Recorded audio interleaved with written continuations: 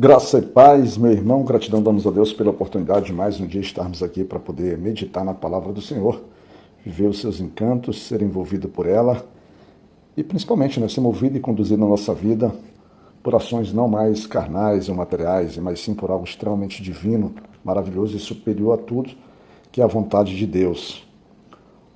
Hoje, 11 de novembro de 2025, no nosso país aqui, inicia um momento de mobilização nacional que eles chamam de Black Friday. E as pessoas, elas vão estar extremamente, vamos dizer assim, à procura de oportunidades, vamos dizer assim. Elas vão estar atentas, elas vão estar ansiosas, elas vão estar focadas.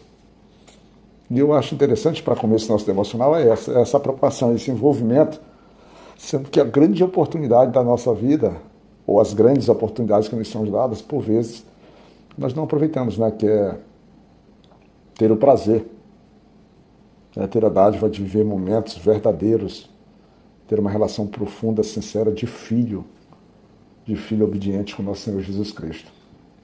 Mas as ofertas, entre aspas, que às vezes até tem umas ofertas interessantes, é o que vai mover a grande maioria das pessoas num dia como hoje. O que eu poderia então desejar nesse dia é que haja sensatez e que sobre momentos para que ele possa usar o dia para não perder a principal oferta da sua vida, o principal produto, a principal bênção, que é encontrar Jesus Cristo, ou ser encontrado por Jesus Cristo, já que nós não temos de fato a capacidade de encontrá-lo, mas ele tem a capacidade. Apesar que há versículos bíblicos que dizem que se nós o buscarmos de todo o coração, nós o encontraremos. Mas o coração, para buscar dessa forma, já tem que ser encontrado em Cristo Jesus. Aí sim, a gente passa a encontrá-lo, porque ele olha para a gente, ele nos encontra, ele dá a sinalização de sua presença e que a mão dele está estendida, mas às vezes a gente demora para poder enxergá-lo. E aí sim nós dizermos, eu encontrei Jesus. Mas na verdade fomos encontrados por ele, tá bom? Maravilha, Esse dia 11, vamos dar uma sequência na meditação do livro de Provérbios. E o provérbio de hoje não é diferente do provérbio de ontem. O provérbio em si são diferentes, mas essencialmente é sempre trazendo o contraste, uma vida de obediência a Deus, uma vida justa, uma vida correta, com uma vista de iniquidade, impiedade, de mentiras, uma vida de incorreta, vamos dizer assim. Nosso Provérbios é o Provérbios 11, e a meditação está no versículo 24. Provérbios 11, versículo 24. Entre tantos os versículos que poderiam ser abordados, como desonestidade, maldade, a própria honestidade, prudência. Então, muitas coisas abordadas, mas vamos pegar lá o versículo 24 para que a gente possa mergulhar numa meditação sobre ela. Ele diz assim: algumas pessoas gastam com generosidade e ficam cada vez mais ricas. Outras são econômicas demais e acabam ficando cada vez mais pobres. Todas as vezes que eu ouço falar sobre riqueza na Bíblia, aí nós temos, por exemplo, Salomão, um homem que, segundo a Bíblia, segundo o que está relatado nas Escrituras, nós temos ali no primeiro livro de Reis, capítulo 3, no versículo 13, diz assim: mas lhe darei também o que não pediu. Durante toda a sua vida você terá riquezas e honras mais do que qualquer outro rei. Então a gente já tira do contexto, tira aquela ideia que a Bíblia não vai trazer riqueza material. Traz sim. Quando eu falo a Bíblia, é que Deus nos traz riqueza material, que está aqui o que foi recebido por Salomão. Mas aqui já existe um princípio interessante, porque Salomão não pediu riqueza. Ele não pediu riqueza. Ele pede, segundo o Senhor, ele diz que ele pede,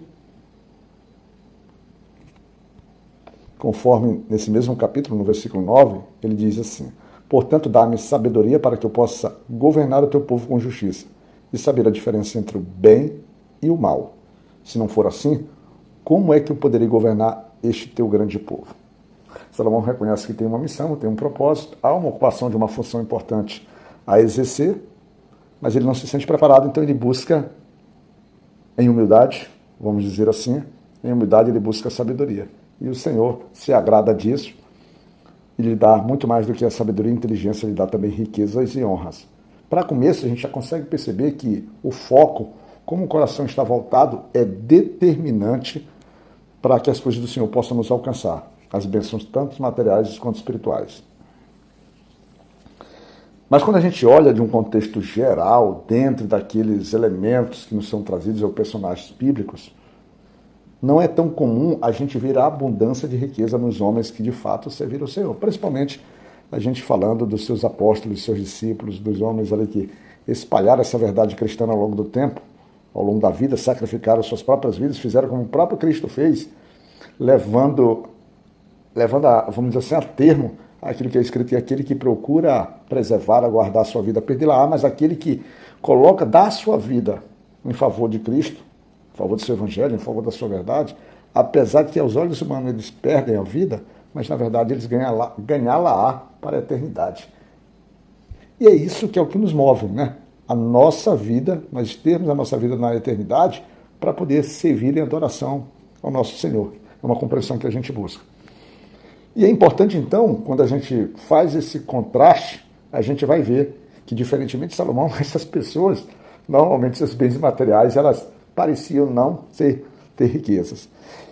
E o engraçado é que essas pessoas, elas eram generosas, elas doavam seu tempo, doavam sua vida, doavam sua força, seu ânimo, doavam até mesmo seus bens, para que o evangelho fosse difundido, para que a palavra do Senhor fosse conhecida e para que pessoas fossem alcançadas para estarem junto à mesa do Senhor.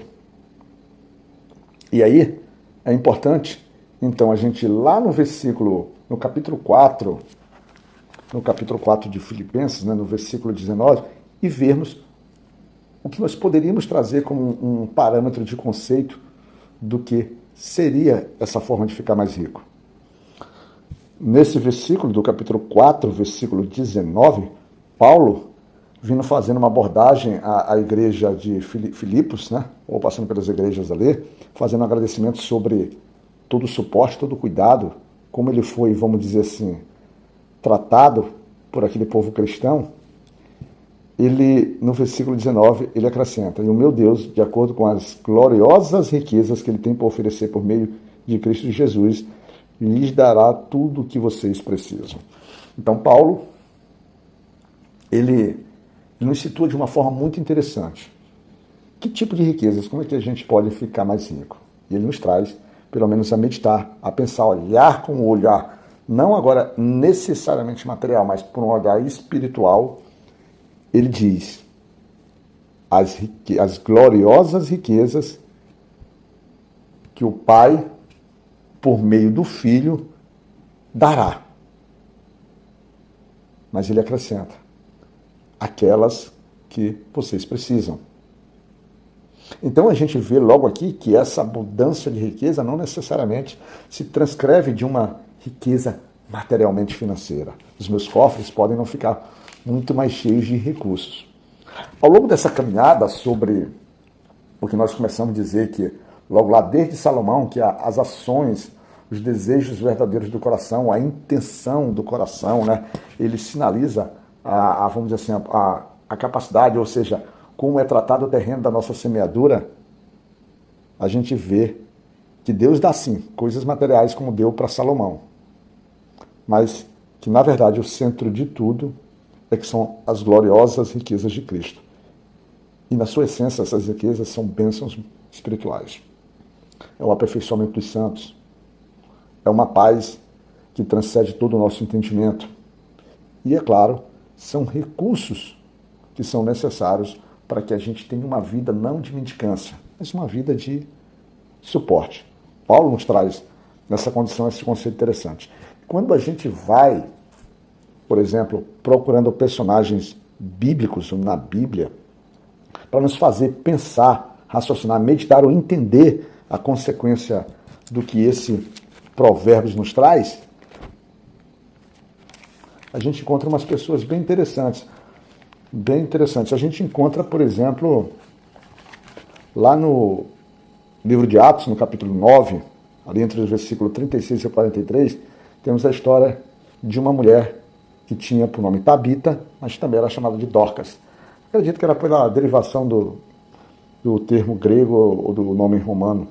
Deveria ser dessa forma. Tem esses dois nomes. E essa mulher, ela se caracterizava, interessante, que ela diz assim, ela usava todo o seu tempo fazendo bem e ajudando os pobres. Uma mulher muito rica.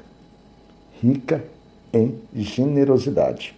Uma mulher que pegava o que era seu e que, durante todo o tempo, ela não se cansava. Ela tinha por razão, ela tinha por propósito, ela tinha por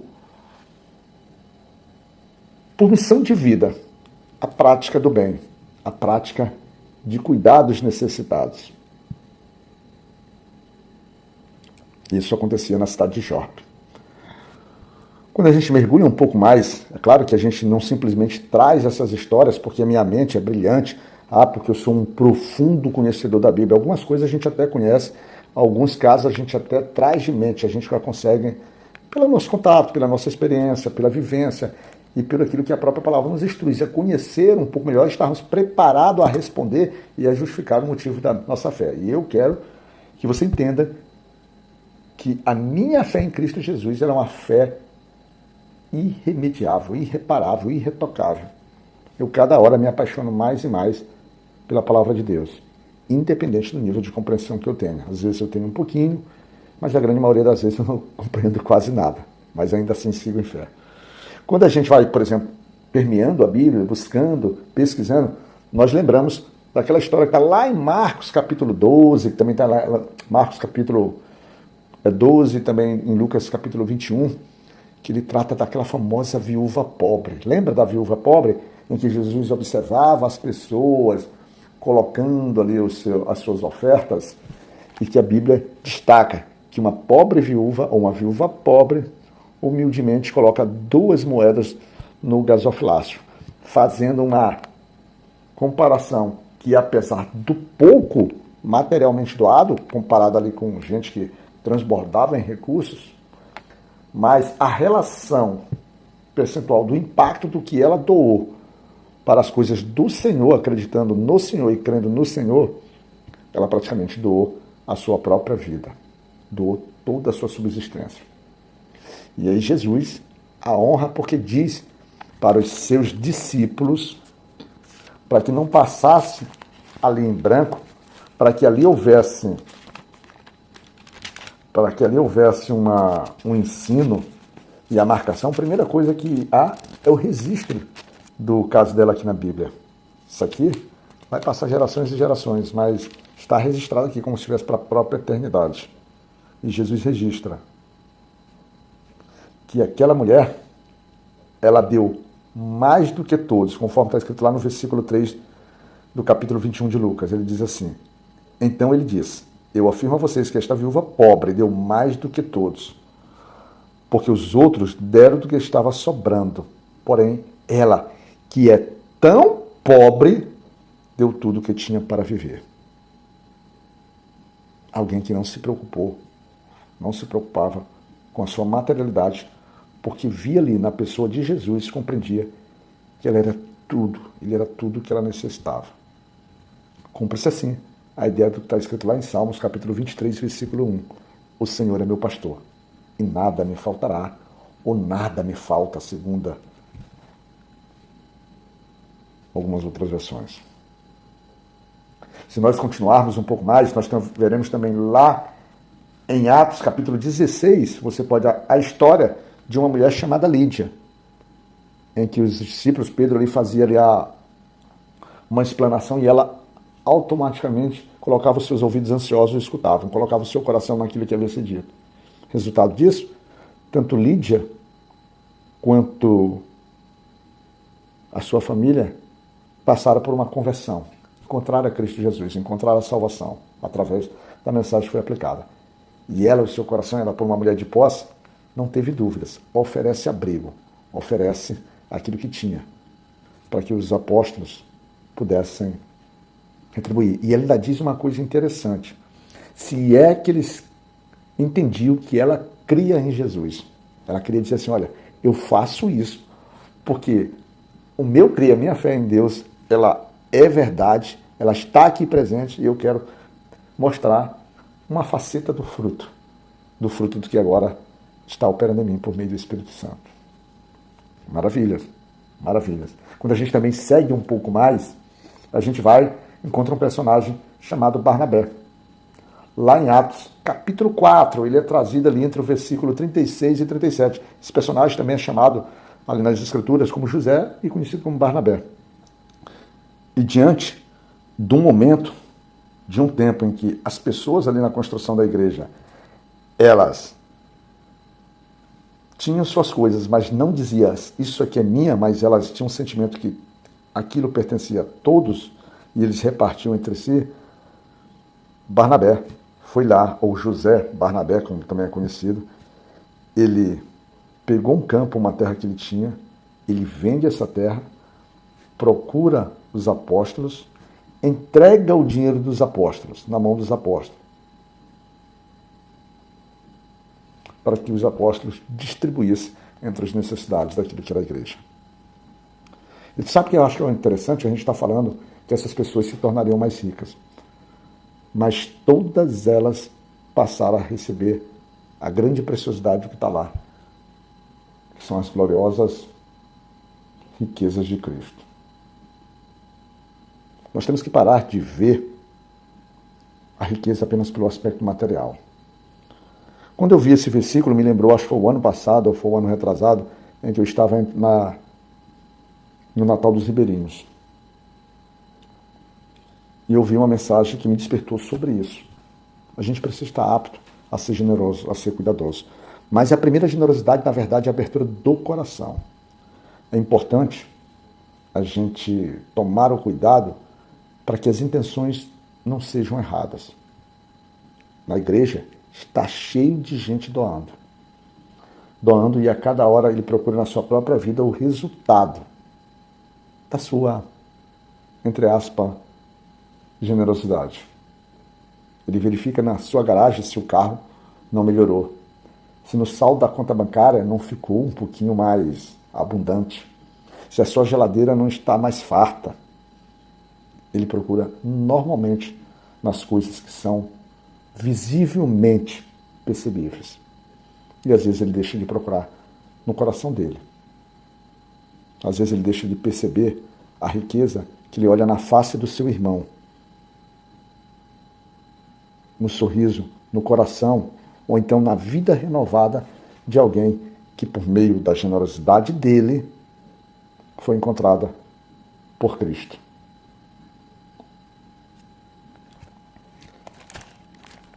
Lembramos disso. Tenhamos isso como princípio. É importante a gente evoluir e se desprender das coisas materiais. Não é sermos gastadores, pessoas desorganizadas, pessoas sem prudência. Não é isso. Não é pegar o que é seu e dar de qualquer jeito. É a gente agir dentro dos limites que Deus estabelece, da forma como Deus nos conduz, de uma maneira que não tenhamos apego, amor ao dinheiro, mas que saibamos que esse dinheiro que nos faz ter uma vida confortável é um dinheiro dado pelo Senhor.